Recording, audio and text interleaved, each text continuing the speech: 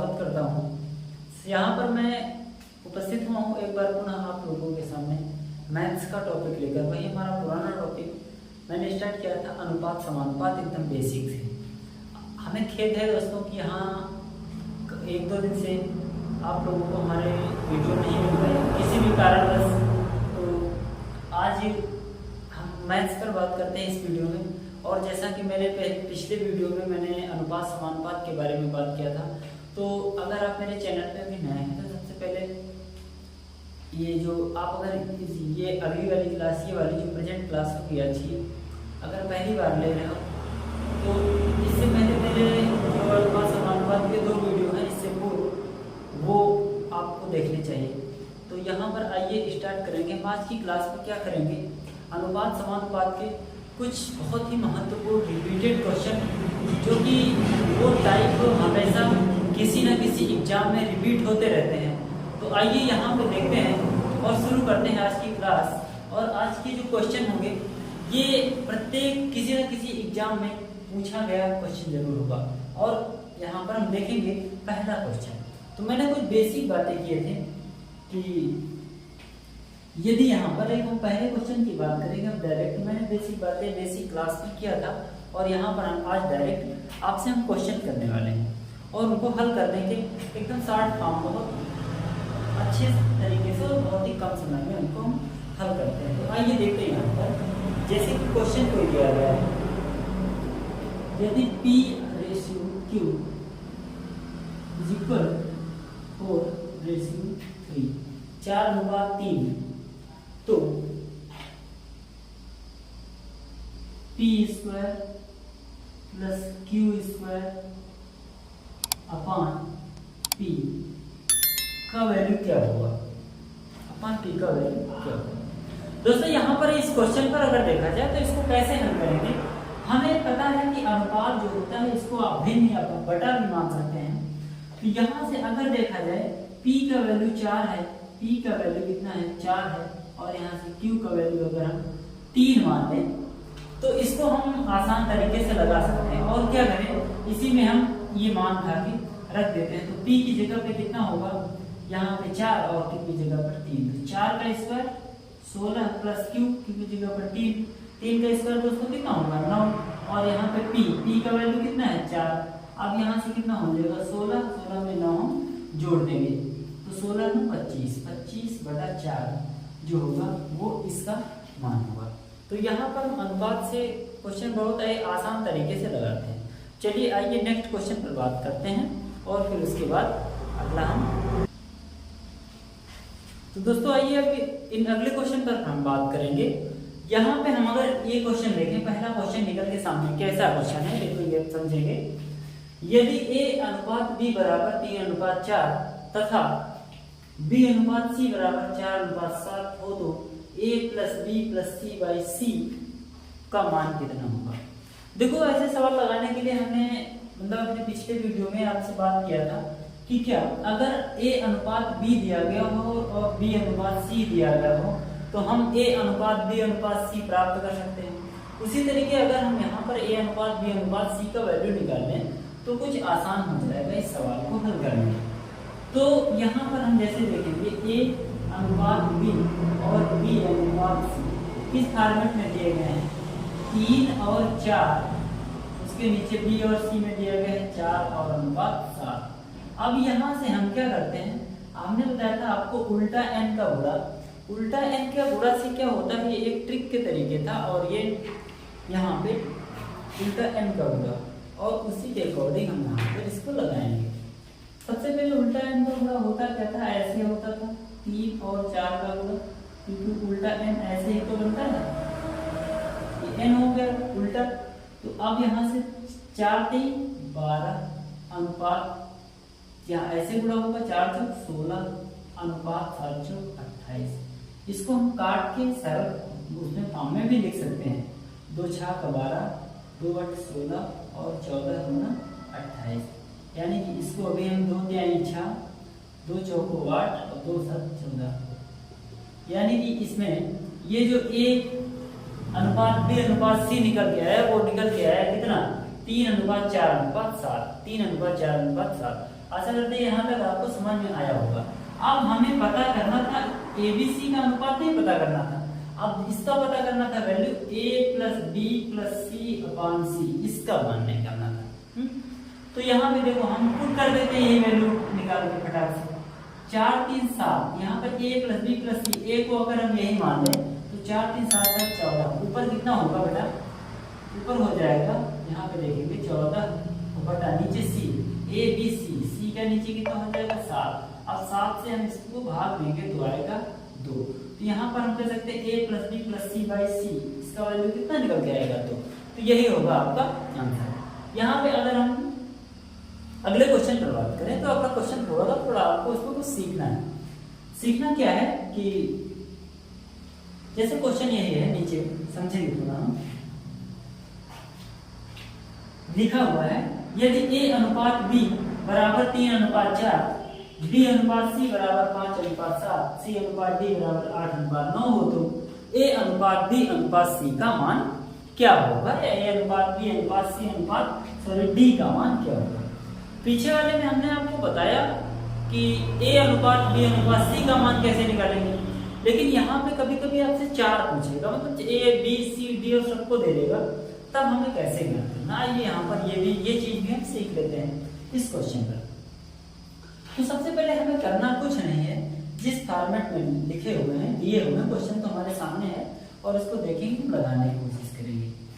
A B C आपको अनुपात निकालना है A B और C का, तो यहाँ से A B और C का अनुपात निकालने के लिए हम क्या करेंगे दोस्तों कि A B C और D, इसमें 4 का पता करना है, पीछे वाले में 3 अनुपात हमें निकालने होते हैं। तो यहाँ पर हम देख रहे हैं सबसे पहले जैसे जिस फॉर्मेट में दिया गया उसी फॉर्मेट में हम इसको लिखने की कोशिश करेंगे। तो A अनुपात B 3:4, तो हम A और B के नीचे हम लिख देंगे 3:4। अब क्या करते हैं B और C, तो दूसरे स्टेप में नीचे लिखेंगे B और C की जगह पर 5:7, तो 5 और यहाँ पर 7। यही पे देखो अगर लिखने का तरीका नहीं समझ में आएगा तो सवाल आपको बिल्कुल समझ नहीं आएगा। ध्यान से इधर ये बात समझने को है। देखो B और C हो गया तथा C अनुपात D दिया गया है 8:9, तो अब इसके नीचे उतरेंगे C अनुपात D 8:9, तो 8 और यहाँ पर 9। अब यहाँ पर ये 7 हो जाएगा।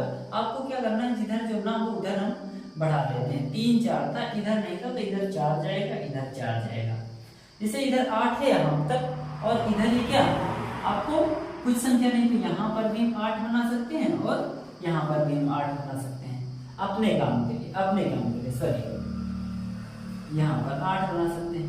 यहाँ पे देखो B रेशियो कितना, B अनुपात C 5:7 था, तो इधर हम एक 7 बढ़ा सकते हैं और इधर हम एक 5 बढ़ा सकते हैं, अब देखो क्या करना होता है, आपको बस सीधा गुणा कर देना होता है। आपको क्या करना होगा, सीधा गुणा करना होगा, वही A अनुपात B अनुपात C का मान निकल के आ जाएगा। जैसे कि यहाँ पे 8 5 40, 40 नहीं है 120 अनुपात 5 को 20, 20 अट्ठे 160। अब यहाँ से 7 चौक 28, 28 अट्ठे, या 8 चौक 32, 32 सत्ते, 8 सत्ते 56, 56 और 4 का जब हम गुणा कर लेंगे, यहाँ से 56 और 4 का गुणा करेंगे तो आएगा बेटा 224 आएगा, 224 आएगा। और यहाँ पे 963 और 63 का गुणा हम क्या कर दें, 4 से 963 और 63 का गुणा अगर हम 4 से कर दें तो यहाँ पे निकल के आएगा कितना, 252।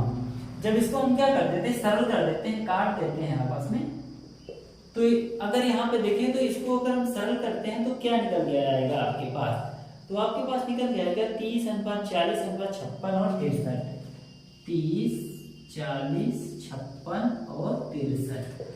ये आपको शायद नीचे वाला दिख नहीं रहा होगा, तो इसको अगर हम थोड़ा इधर लिखने की कोशिश करें तो इधर आपको बताएं, तो यहाँ पे फाइनली A अनुपात B अनुपात C अनुपात D बराबर क्या निकला, तो वो निकला बेटा कितना निकला, 30:40:56 अनुपात 63, 30:40:56 तो यहाँ से A अनुपात B अनुपात C अनुपात D हम 4 अनुपात हम यहाँ से ज्ञात कर सकते हैं। इस तरीके से उम्मीद करते हैं आपको ये तरीका बहुत ही अच्छे से समझ आया होगा। इस तरीके से आप चाहे 2 अनुपात हो चाहे 3 अनुपात हो, हम सबके वैल्यू आराम से निकाल सकते हैं। उम्मीद करते हैं ये क्वेश्चन आपको और ये टाइप आपको समझ में आया होगा। आइए आइए यहाँ पर अगले क्वेश्चन पर बात करें। क्वेश्चन ये है कि यदि a बराबर b का 4/5 है तथा b बराबर है किसके c का 5/2, c का 5/2 हो तो a अनुपात c क्या होगा, a अनुपात c हमें ज्ञात करना है। तो यहाँ से अगर हम देखें a अनुपात c, देखो थोड़ा दिमाग लगाने वाली बात है। अगर यहाँ से हम a अनुपात b निकालें तो कितना निकल के आएगा, इसको हम लिख सकते हैं a बटा b बराबर 4/5, और इसको हम क्या लिख सकते हैं, ये यहाँ पे का गुणा होगा तो ये नीचे भी c चला आएगा। तो अगर हम दूसरा चीज बना सकते हैं इसको b बटा c बराबर 5/2। अब हमें जो भी वैल्यू पता करना है उसको हम देखेंगे आगे। सबसे पहले हमें इन्हें सरल अनुपात में बनाना। हमने कहा था अगर a अनुपात b है और b अनुपात c है, मतलब कि ये यहाँ पर जो मतलब है b है वो कॉमन हो रहा है, तब हम कैसे लगाते हैं, उल्टा n का फार्मूला लगा के यहाँ से हम a b और c का मान पता कर लेंगे, तब हमें a अनुपात c का मान निकालने में आसानी होगी। देखेंगे यहाँ पे कैसे, अगर देखा जाए a अनुपात b ऐसे करके और b अनुपात c ऐसे जब होते थे तो होता क्या था, 4/5, अब यहाँ पे 5/2, उल्टा n का गुणा कराते थे, 5 चौको 20, 5 पचे 25 और 5 दूं 10। फाइनल इसको हम 60 कर देते हैं, 5 चौको 20, 5 पचे 25 और 5 दूं 10, यानी कि निकल के आया जो हमारा अनुपात वो निकल के आया 4/5/2, 4/5/2। ये क्वेश्चन आपको कैसा लगा, या तो यहाँ पर आसानी से आपको a अनुपात c का जवाब देने में आपको आसानी रहेगी। आप कैसे, ये मानिए a है, ये माना b है, ये है c, आपको a और c का रेशियो पता करना था। a की जगह पे 4 है, c की जगह पे कितना है, 2 है, तो यहाँ पे a और c का रेशियो कितना आ जाएगा बेटा, 4/2। यहाँ से कितना आ जाएगा, 4/2, काट लेंगे 2 1 के 2, 2 दूना 4, फाइनली कितना निकला, 2/1। यही होगा a और c के मध्य का अनुपात। आइए यहाँ पर हम अगला क्वेश्चन करें।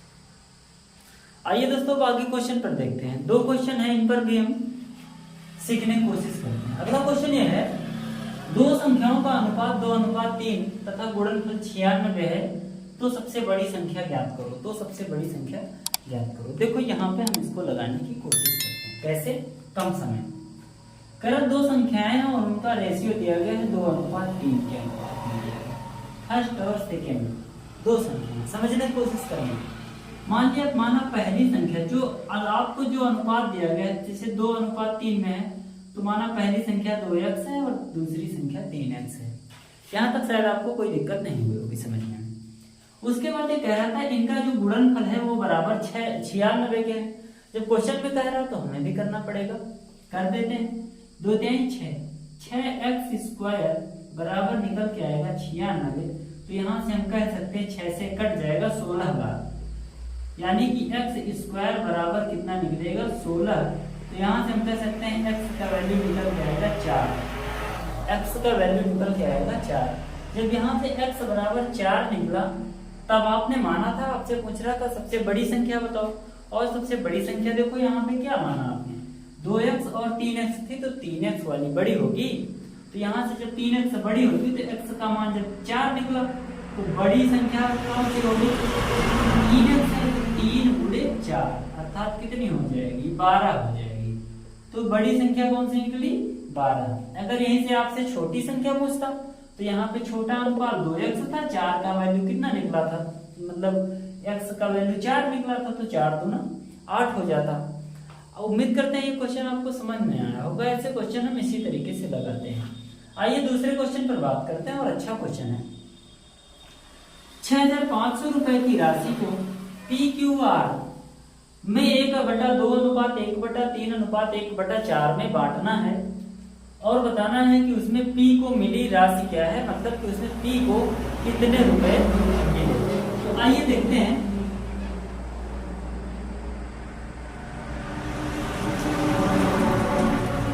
इस क्वेश्चन को भी हल करने की कोशिश करते हैं, देखो कैसे लगाते हैं आसान भाषा में। आपको कुछ नहीं करना, डरना नहीं है कि यहाँ पर ये जो है, तो हमें केवल ये ध्यान देना कि जो अनुपात होता है वो एक हमेशा सरल अनुपात में होगा। अब जैसे सरल अनुपात में क्या, ये तो दिया गया है फ्रैक्शन में, अब इसको हमें सरल अनुपात पे बनाना होगा। तो कैसे बनाएंगे, सबसे पहले तो हमें आपको कुछ नहीं करना है, यहाँ से देखेंगे आपको करना कुछ नहीं है, बस जो रेशियो दिया गया है PQR में आपको बांटना है। किस में बांटना है? PQR में बांटना है। P हो गया, Q हो गया और R हो गया।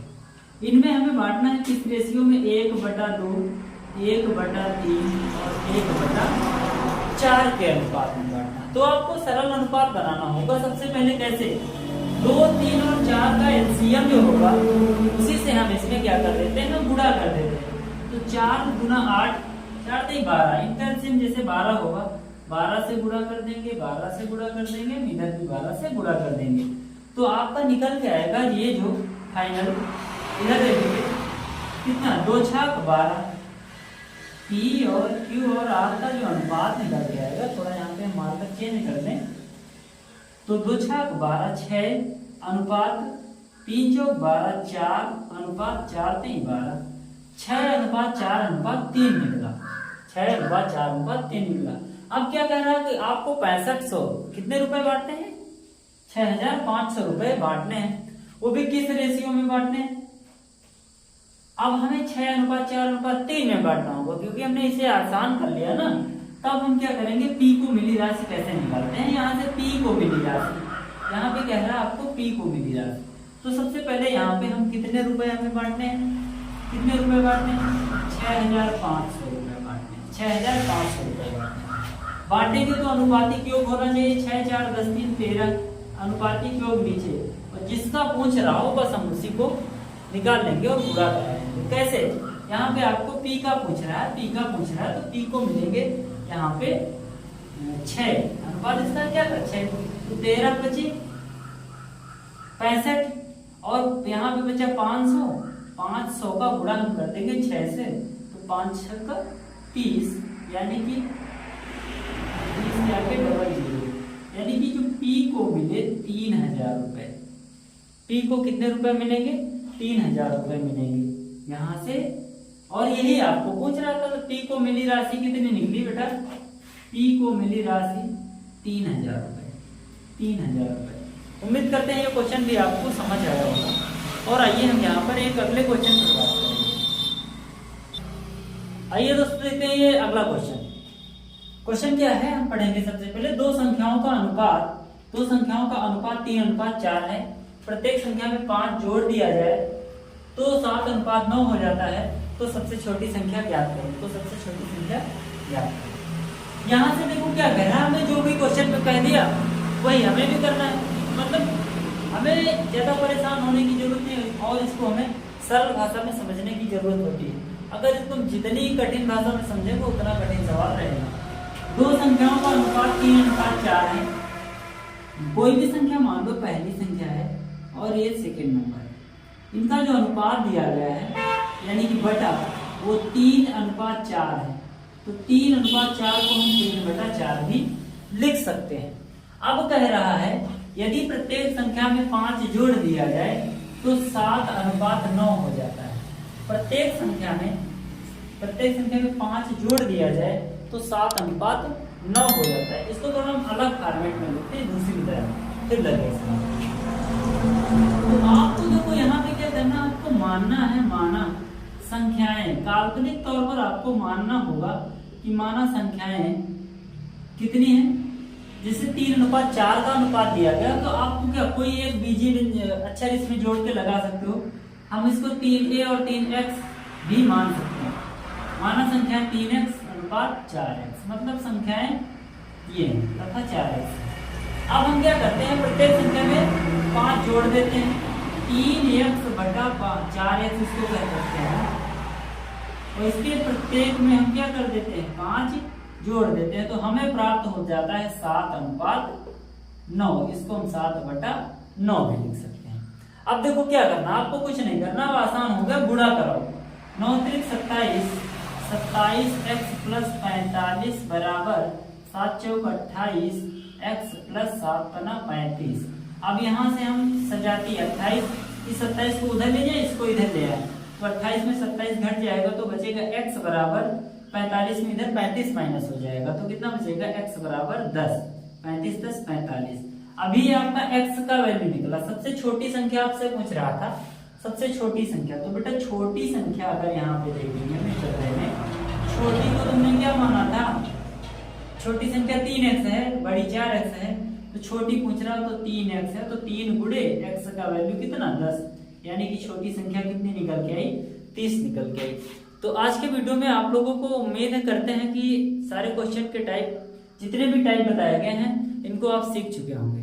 और यहाँ पर आप लोगों से मुलाकात होगी पुनः अगले वीडियो में। और यहाँ पर आप लोग अगर अभी तक हमारे चैनल को भी सब्सक्राइब नहीं किया है तब भी आप चैनल को सब्सक्राइब कर देंगे और अपने दोस्तों के पास शेयर करें, जिससे कि वो भी यहाँ पर जो बताया जाता है मैटर उसका लाभ ले सकें।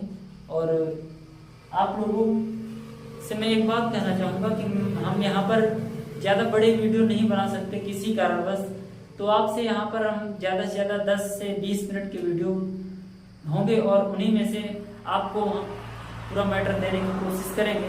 और हम लोग कोशिश कर रहे हैं बहुत ही जल्दी ही आपसे मुलाकात होगी कि हम लोग भी बहुत बड़े बड़े वीडियो बनाकर डाला करें, क्योंकि कुछ लोगों के कमेंट आते हैं कि मैथ है 10 मिनट में मैथ क्या समझ में आएगी, लेकिन हमने आप लोगों को बताया कि किस कारण, बस किसी कोई रीजन है वो आपको भी इस समय हम नहीं बता सकते, जिनके कारण यहाँ पर हम अभी छोटे छोटे वीडियो बना रहे हैं। तो आइए आप लोगों को मेरा वीडियो ये अच्छा लगा हो तो इसमें आप लाइक करो और कमेंट भी करके बताओ। अगर आपको कोई बात कहनी है तो आप कमेंट में भी करके बता सकते हैं। और तब तक मिलते हैं अगले वीडियो में। दैट्स ऑल, जय हिंद।